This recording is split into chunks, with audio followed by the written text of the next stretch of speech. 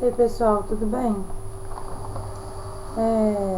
Aqui vai agora, a gente parou, né, na última aula, se todo mundo tá acompanhando aí. Eu tô na apostila na página 123, onde que a gente fala de objetivo de preço. Eu vou explicar só um pouquinho, que eu acho que ficou faltando, sobre como que a gente formula o preço de um produto. Então é o seguinte: primeiro de tudo, você vai selecionar o método para determinar o preço. Ou seja, decide sobre a política de preço que a empresa vai adotar. Como assim? Bom, se o preço vai ser psicológico, o que é um preço psicológico? São aqueles preços quebrados. Ah, R$ 99,99. Ah, promoção, hoje tá R$ 92,99. Sabe, esses preços assim, picados, quebrados. A gente chama de preço psicológico. Preço geográfico, que é um preço diferenciado para alguma região. Por exemplo, vou dar o exemplo da Nova. Hoje na Nova, todo mundo que for do bairro Jardim da Glória tem um desconto. Tem preço segmentado, que é para cada produto tem um valor de um preço diferente. E tem, por exemplo, preço por como se fosse por geográfico, só que por grupo. Por exemplo, vocês que são alunos têm um preço diferenciado na escola. São alguns benefícios que nenhum outros alunos têm. Então isso é a definição da política de preço que a gente adota na empresa. Beleza, e como que a gente constrói o preço do produto? Eu vou escrevendo aqui no próximo slide, que aí vocês vão acompanhando. Então, como que é? Então, eu vou usar o mesmo exemplo aqui da apostila. Aqui tá assim: o custo variável da empresa é igual a... Cadê? Custo variáveis iguais a 100. O que é custo variável? É tudo aquilo que varia. Por exemplo, copo descartável, produto de limpeza. Isso tudo são vários exemplos de custos variáveis. É aquilo que, assim, um mês é um valor, no outro mês é outro valor. São custos que não são todo mês iguais. Tem mês que você paga, mas tem mês que não paga. Então isso é custo variável. E custo fixo é aquilo que todo mês você paga. É aquilo que a gente viu lá quando a gente falou de fluxo de caixa, né? Custo fixo é o quê? Vamos supor, é a água, é a luz, é a Copasa, é a conta de telefone. Isso é o custo fixo. Ou seja, independente da época do ano, todo mês você vai ter esse custo. Agora vamos supor, eu vou fazer um investimento. Então eu vou comprar uns tênis de R$ 200, vou dividir de 2 vezes. É um custo variável, porque depois de 2 pagamentos, esse custo não vai existir mais, tá? Então a gente tem de informação o custo fixo, que é igual a R$ 200.000, e a gente tem a previsão de vendas por unidade, que é o valor de 20.000. Ok. Como que a gente determina o custo? Por o custo, né, de fábrica, o custo de unidade. Por exemplo, eu vou vender salgado. Então, qual que vai ser o custo de cada salgado, né? Uma padaria vende pão. Qual que é o custo de cada pãozinho? Então, isso a gente chama de CU, que é custo unitário. Então, o CU vai ser o quê? O custo variável mais o custo fixo dividido pela previsão de venda. tá? Então, o que a gente vai ter aqui? Qual que é o custo fixo? Vamos substituir essa fórmula pelas informações que a gente tem aqui. Então, vamos lá. Custo fixo, 100, não é isso? Mais, mais o custo fixo, que tá aqui, de 200 mil, dividido pela previsão de venda. Então, ó, vamos calcular isso aqui. O que é 200 mil dividido por 20 mil? Vai dar 10. Então, a gente vai colocar 100 mais 10, entendeu? Então, aqui vai ser 100 mais 10. Porque essa conta aqui, ó, dá isso aqui. Então, 100 mais 10, isso aqui logo vai ser igual a 110. Então, é isso. Então, qual que é o custo unitário dessa empresa? Então, o custo por unidade de produto é de R$110. Nesse caso, né, o exemplo da apostila. Ok, aí vamos supor, esse é o nosso custo, é o que me custa esse produto. Porém, eu vou vender esse produto, vamos supor que seja um sapato. Eu vou vender esse sapato, ele custa para mim R$110. Eu vou vender com uma margem de lucro, né? Eu tenho que pôr uma margem de lucro. Então, isso aí eu posso estabelecer 100% de lucro, 10%, 20%, 50%, vai depender do produto. E para não ficar um preço exorbitante. Então, por exemplo, um pão de queijo, normalmente ele tem mais de 100% de lucro. Ou seja, quando você compra um pão de queijo, a pessoa lá que está vendendo, né, o dono da empresa, aquele valor corresponde a o pão de queijo que ele comprou e te vendeu, e ele ainda, o lucro que ele tem, ainda dá para comprar mais um pão de queijo e ainda sobra um restinho. Então, isso a gente define a porcentagem de lucro. Aí, beleza, vamos supor que aqui a gente vai ter 20% de lucro. Vai ser a nossa margem para trabalhar. Como que a gente calcula isso aqui? Qualquer porcentagem, você vai transformar em número, ou seja, você pega 20 e divide por 100. Entendeu? Como que eu cheguei aqui em 0,20? Que eu pego os 20 e divido por 100. Isso aqui é igual a 0,2.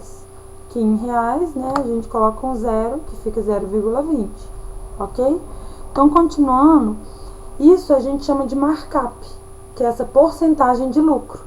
A gente denomina isso como markup, que se escreve assim, ó. Markup. Ou seja, isso aqui é igual a percentual de lucro, ok? Então, a gente usou o markup de 20%, 0,20. Então, como que a gente vai definir qual que vai ser o preço do nosso produto? Ou seja, vai ser 110 mais 20%, não é isso? Aí a gente vai ter o nosso produto com o valor para venda. Estão acompanhando tudo certinho?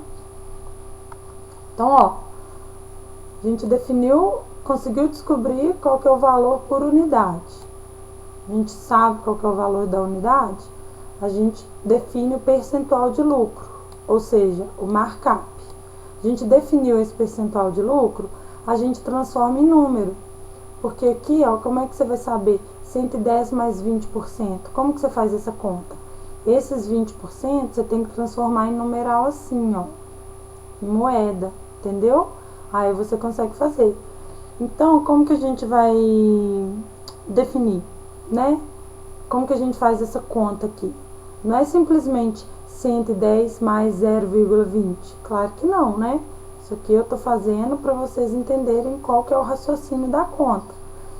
Então, a gente vai descobrir qual que é o valor do markup. Então, olha só. Então, o novo preço, a gente vai colocar aqui, ó.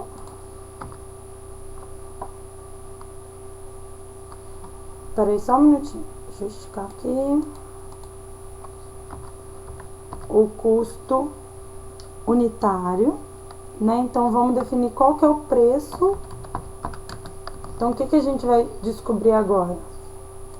A gente vai descobrir o quê? O preço de markup, ok? Então, vamos chamar isso aqui, ó,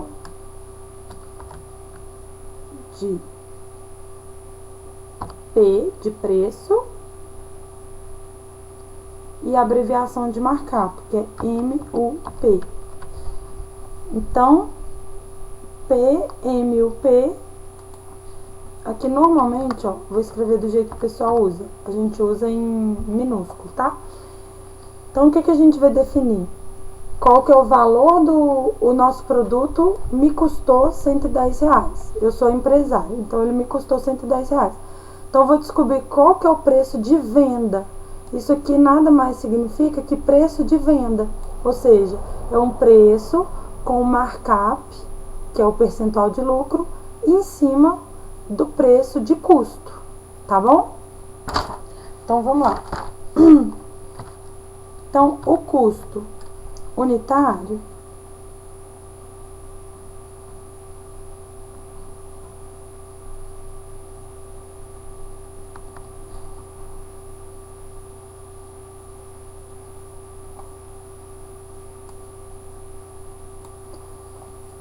Peraí, gente, até o teclado deu uma travada aqui. Peraí, só um minutinho.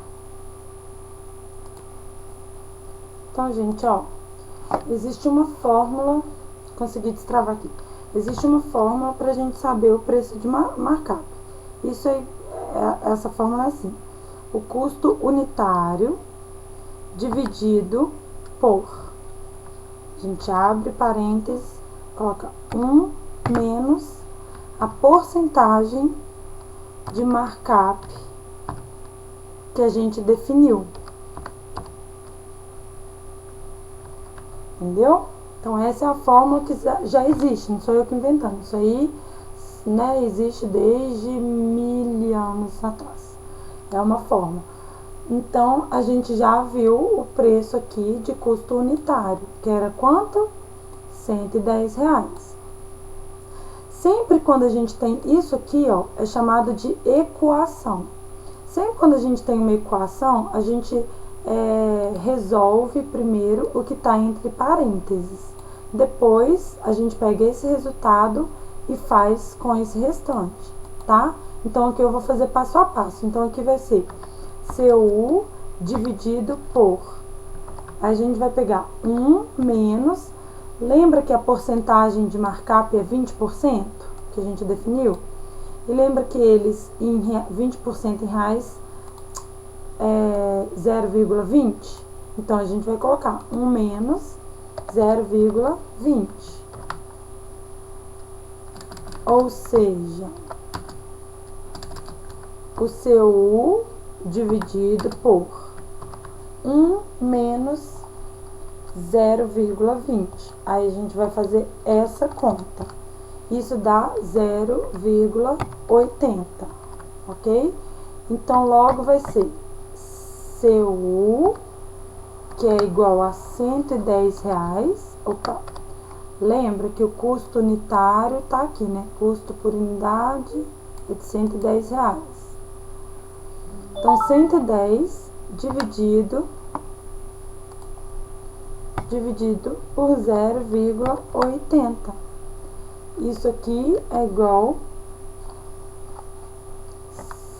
a 137,50. Então, esse é o valor de venda. Ou seja, a gente vende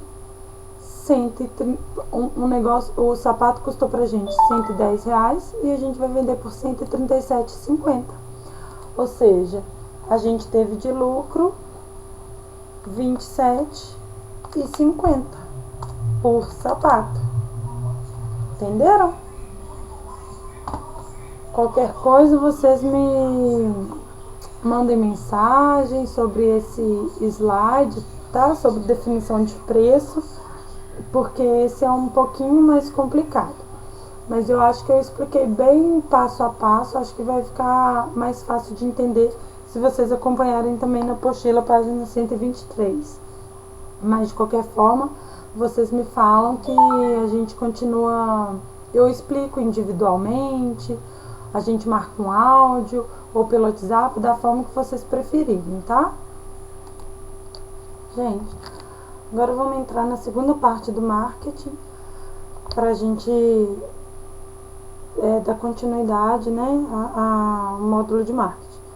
Então, olha só, eu vou falar agora na página 114, tá? É sobre uma coisa importante que é o análise PFOA. Aqui, ó. O que é a análise PFOA? Ou FOFA, ou SWOT. É muito comum você ver isso aqui, ó, SWOT e FOFA, são os mais comuns, tá? O que é isso? Existe uma matriz, a gente chama de matriz FOFA, matriz SWOT ou matriz PFOA. O que significa isso? São as potencialidades e fraquezas da empresa e as oportunidades e ameaças do mercado. Então, com essas informações, a gente faz uma análise e define quais as estratégias a gente precisa definir para atingir um plano de marketing satisfatório e eficiente para a empresa. Então, olha só,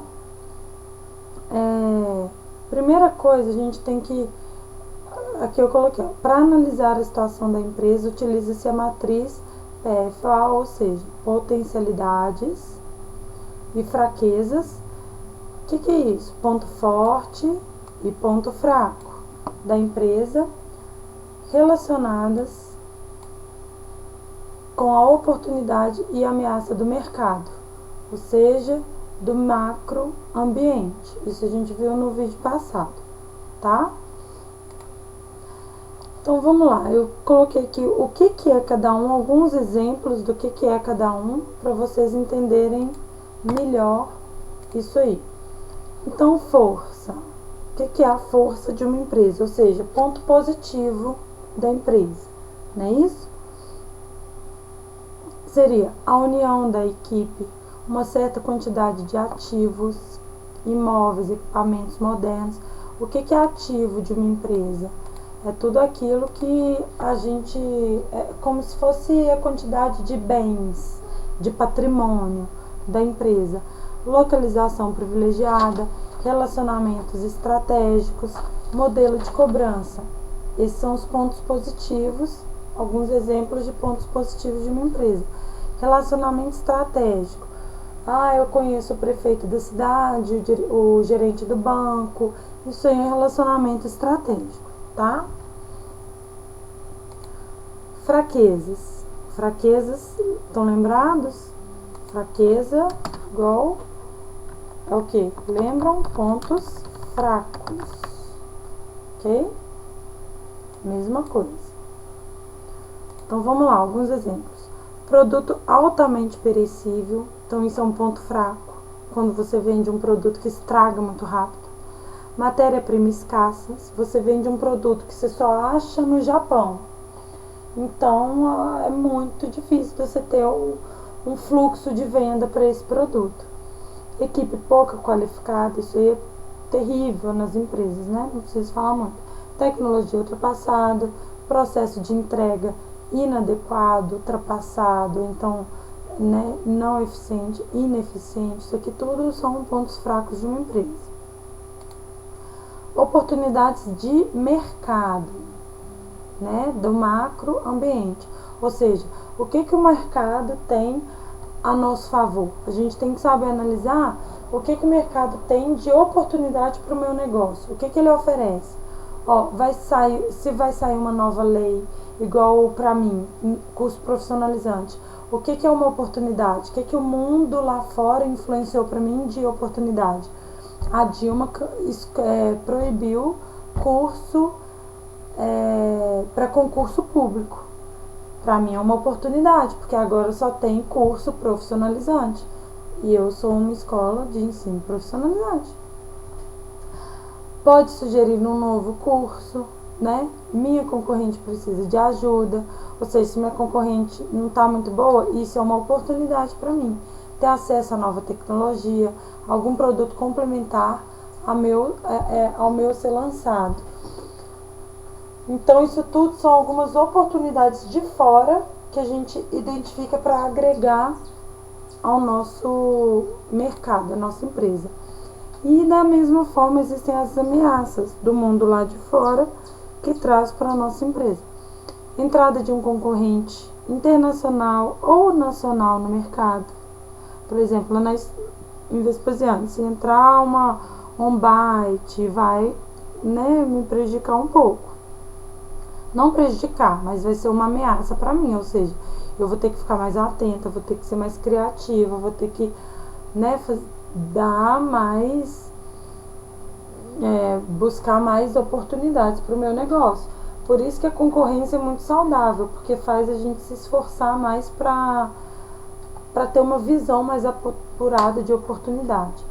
Pirataria do seu tipo de produto, por exemplo, CD, né? Os piratas, né? Quem faz CD pirata é horrível para quem tem original. Mudança da legislação do seu setor, escassez de mão de obra, catástrofes naturais, guerras, isso tudo aqui são ameaças para o nosso negócio. Aí eu coloquei aqui um exemplo dessa matriz numa padaria. Então, olha, a gente sempre coloca organização interna, sempre vai ser. Por que interna? Porque se refere à empresa. Então, forças e fraquezas, ponto forte, ponto fraco, é o que? Organização interna, ou seja, a empresa, se refere à empresa. Externa, ambiente externo, oportunidade e ameaça, porque isso se refere ao mercado, ao macroambiente, ao mundo lá fora, tá? Então, a partir dessa matriz, quando a gente elabora essa matriz, a gente determina, né, traça um planejamento de estratégia de marketing para a empresa. Então, a gente define um objetivo e a gente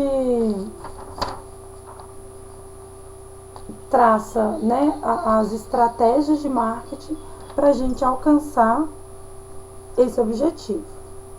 Então aqui, ó, um exemplo lá na padaria. Ponto forte, é a única padaria do bairro.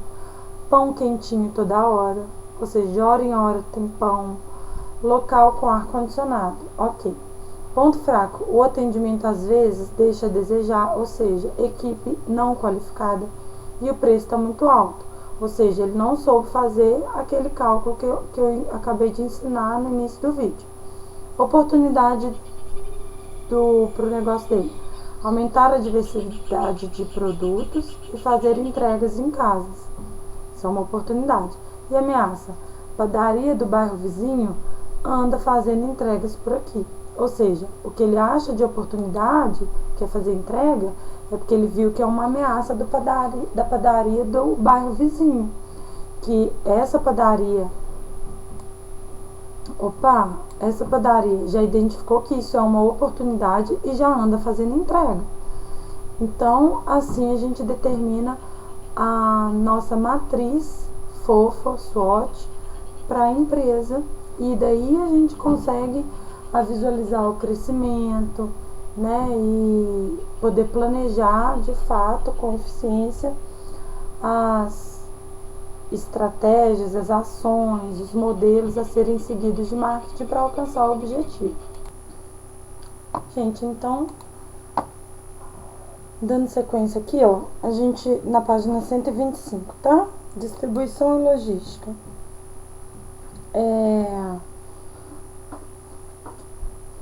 Esses assuntos aqui para trás, nas outras páginas, Eu não estou abordando agora porque lembra no outro vídeo que eu coloquei a participação do Diogo? Ele falou muita coisa desses assuntos, dessas páginas aqui para trás. Então eu não vou falar, senão vai ficar repetitivo demais, tá? Então, distribuição logística, eu coloquei, envolve planejamento, implementação e controle do fluxo físico de materiais, desde os pontos de origem até os pontos de consumo, a fim de atender às exigências dos clientes e lucrar com isso. Ou seja, é todo o planejamento, é todo o procedimento da saída de um produto da fábrica até o consumidor final. É praticamente isso. Então, existem alguns processos, né, alguns procedimentos. Por exemplo, o processamento de pedido. Ele deve ser rápido e preciso, através de vendedores ou de telefonista, de troca eletrônica de dados, enfim, de leitores óticos, da forma que seja. Mas o processamento de pedido tem que ser rápido. Por aplicativos, né, que hoje tem demais, igual o iFood, essas coisas. Armazenagem. Como os ciclos de produção e de consumo geralmente não coincidem, a armazenagem de mercadorias é essencial para a empresa, porque a produção e o consumo não coincidem, né? A época que você produz não é a mesma época que você consegue vender os produtos, né? Então, por isso que se não fosse assim, não existiria nem prazo de validade, né? Não ia precisar, porque ia consumir tudo imediatamente, então não é. Então, tem que ter uma armazenagem segura e eficiente. Tem que ter um gerenciamento de estoque, porque tem que manter o estoque equilibrado para satisfazer as necessidades do cliente. Ou seja, você tá lá no Subway, aí você quer comer um Subway de churrasco e não tem churrasco, e aí isso causa insatisfação no cliente. E transporte, ou seja, a empresa tem que escolher um método de transporte satisfatório, eficiente e que não corra risco, né, de estragar o produto, se for caixa, né, de amassar caixa, enfim. Então tem que ser um transporte seguro, dependendo se for alimento, a caixinha de isopor, tudo certinho, né? Então tem que passar por todo esse processo. Então o produto ele sai do ponto de origem, ou seja, sai lá da fábrica, passa por todo esse processo e aí ele vai chegar ou no varejista ou no atacadista. E aí o que é a diferença de um para o outro? O varejista ele é o intermédio entre a fábrica e o consumidor final, ou seja, uma loja de sapato, ela intermedia entre mim, que sou a consumidora final, e a fábrica que fabricou o sapato. Por exemplo, Arezzo. Acho que a marca Arezzo vende na Elmo, né? Vamos supor. Então, a Elmo é a varejista. Ela é uma intermediária entre a fábrica da Arezzo e entre a fábrica e mim, né? Então, entre mim e a fábrica, desculpa. Então, não tem jeito, né? O atacadista. O que é o atacadista? Ele vende para o varejista. O atacadista é aquele que vai e compra grandes quantidades, caixas e caixas. Por exemplo, você vai, né, tem um restaurante, então ele precisa de muito peixe. Vamos pensar aí num restaurante de frutos do mar. Então ele vai lá, compra o peixe do varejista e o varejista comprou do atacadista e o atacadista comprou da fábrica, entendeu? Então o atacadista não tem a relação direta com o consumidor na maioria das vezes, ao contrário do varejista, tá? Ficou claro aí, gente? Vocês vão me mandando mensagem, tá? Se tiver dúvida ao decorrer das aulas. Então, dessa forma, a gente destaca, por exemplo, loja de especialidades, ou seja, uma loja que vende uma linha exclusiva de produto. Loja de departamento é uma loja que vende muita variedade de linha de produto. Por exemplo, shampoo, seda, tem várias linhas. Tem a linha de cabelo cacheado, a linha de cabelo químico, a linha de cabelo liso e assim por diante. Supermercado, que é loja de autosserviço. Normalmente são grandes, né? Projetadas pelo menos para ser bem grandes e para atender a necessidade de todo consumidor, principalmente no segmento de alimentação. Loja de conveniência, igual loja de conveniência em posto de gasolina, né? Esses exemplos. Super lojas, que aí vem hipermercado, igual o Via Brasil, não sei se vocês lembram que tinha lá em BH. Lojas de desconto, por exemplo, o Groupon, que são lojas relativamente grandes e que são especializadas ou não e que vende produtos sem muita variedade e preço menor. Pode ser o Groupon um exemplo, como outras lojas também.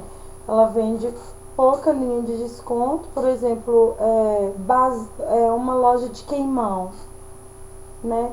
Então ela vende pouca linha, né? Pouca variedade daquele mesmo produto e o preço normalmente é menor. Loja de fábrica, que são as lojas que pertencem aos fabricantes e vende a sua própria sobra de estoque. Então normalmente, ou então alguma coisa que teve defeito no processo de fabricação, né? Então normalmente essas lojas são mais baratas. A gente tem o shopping center, né, que é um mix total de atividade, de segmento, de lojas, né, para qualquer tipo de compra. E o porta-import, que é o que? Porta em porta, né, que é o que? Não tem o ponto físico, é igual essas vendedoras de Avon, vai de porta em porta, vendendo o seu produto, igual aquele pessoalzinho que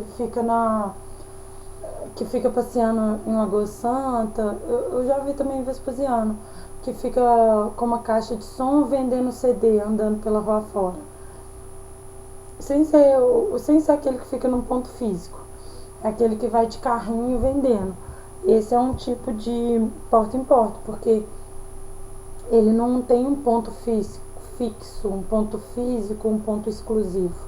Entendeu? Então, essa é a grande diferença entre as denominações varejista e atacadista. A gente tem também, gente, uma grande diferença entre publicidade e propaganda. Ou seja, o produto saiu da fábrica, foi para o cliente final, ok? Como que ele chegou até esse cliente final? Esse é o processo de propaganda e publicidade, é para isso que serve. Normalmente, né, a gente fala publicidade e propaganda. Eu troquei, mas isso não tem problema nenhum. Então, para que serve isso? É o que faz, né? É a comunicação entre a fábrica e o consumidor final. Teoricamente, é isso. Mas eu vou explicar um pouquinho mais da diferença entre um e outro, tá? Então, a publicidade, ela é o que? Deriva de público, do latim publicus. Então, é o que?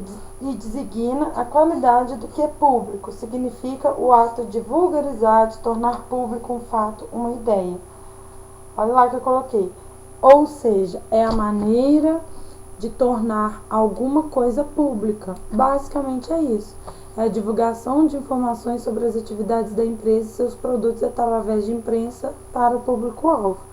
Então, publicidade é o quê? Tornar alguma coisa pública, tá? Diferente da propaganda.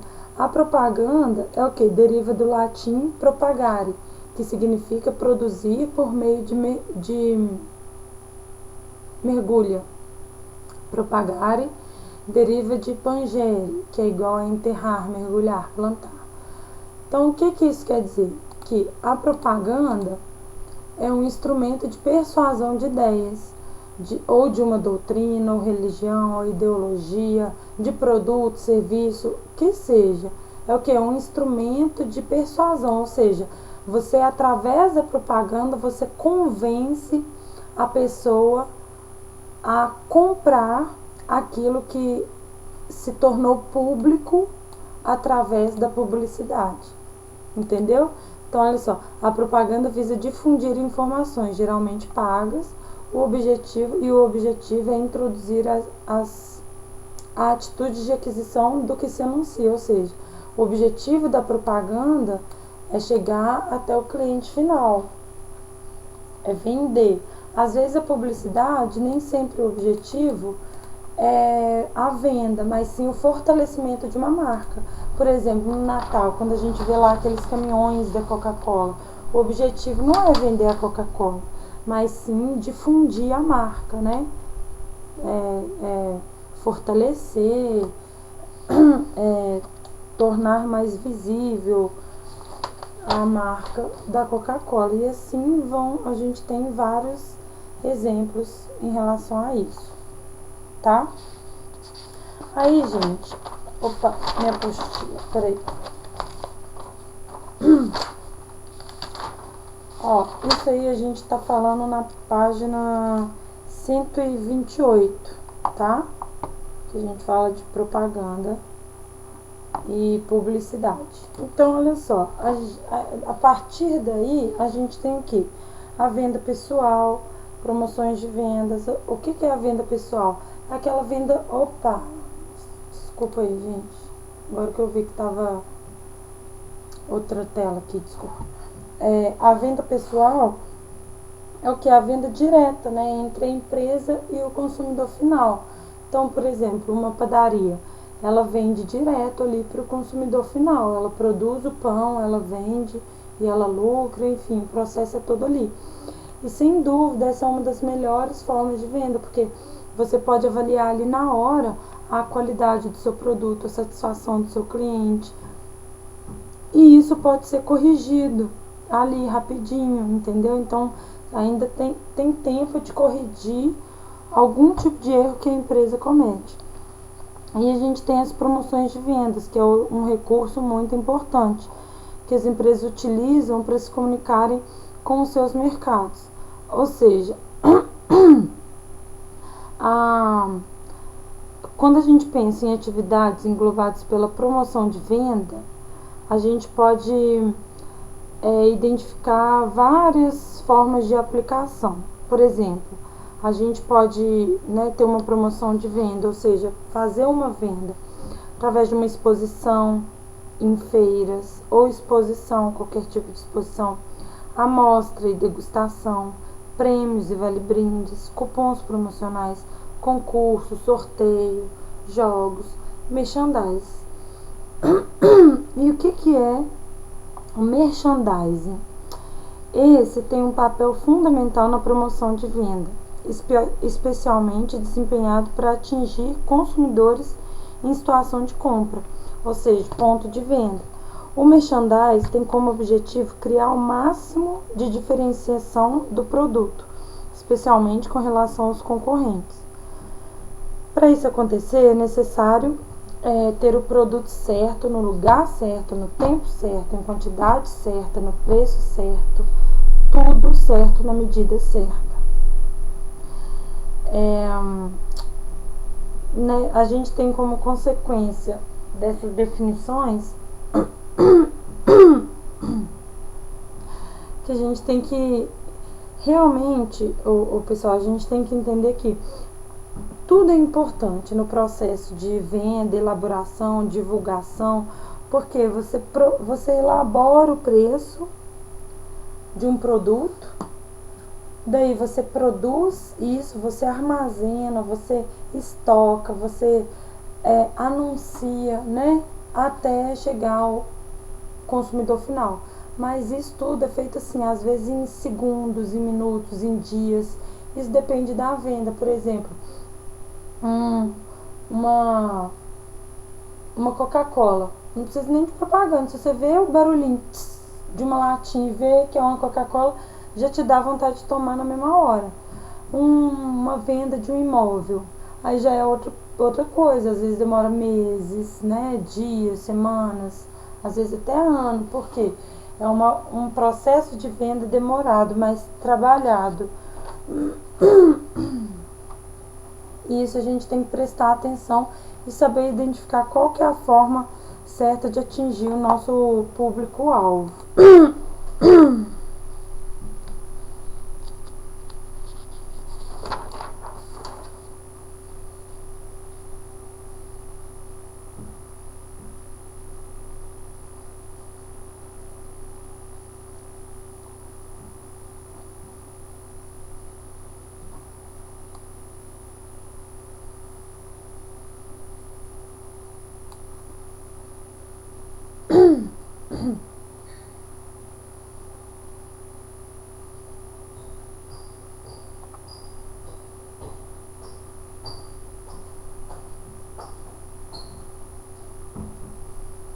Nina, Você não terminou a parada? não. Falta um pouquinho.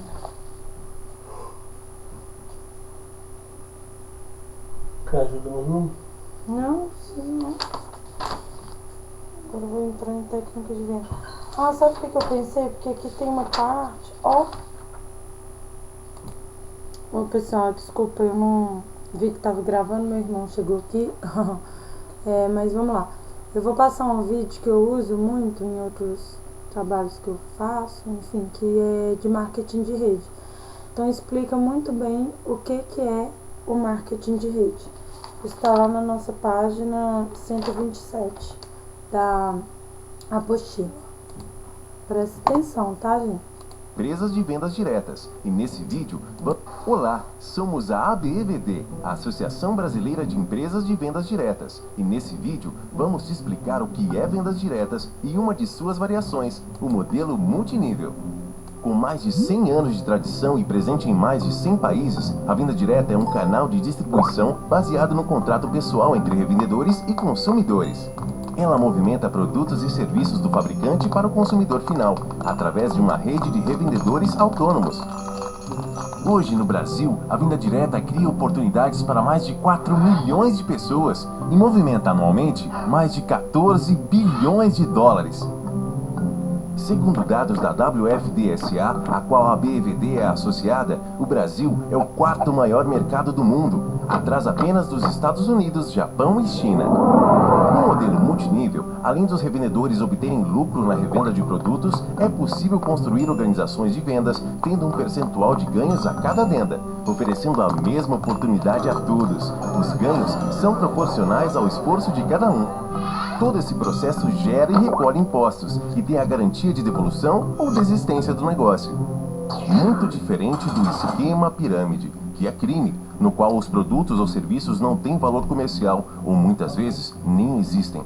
Nesse esquema, apenas o recrutamento é estimulado ao máximo, com a promessa de dinheiro fácil e rápido, mas quem realmente ganha são os primeiros que entraram no negócio. Então é isso aí, acho que ficou bem claro. E se tiver dúvidas sobre esse módulo, a parte 2 de marketing, me manda zap, igual a gente combinou, ou então me manda e-mail, que eu esclareço tudo direitinho pra vocês, tá? A gente faz um áudio individual, o que for melhor pra vocês. Então eu volto com outro vídeo a partir do módulo de técnicas de vendas. Então sobre marketing a gente finaliza por aqui. Beijo pra vocês, com Deus. Tchau.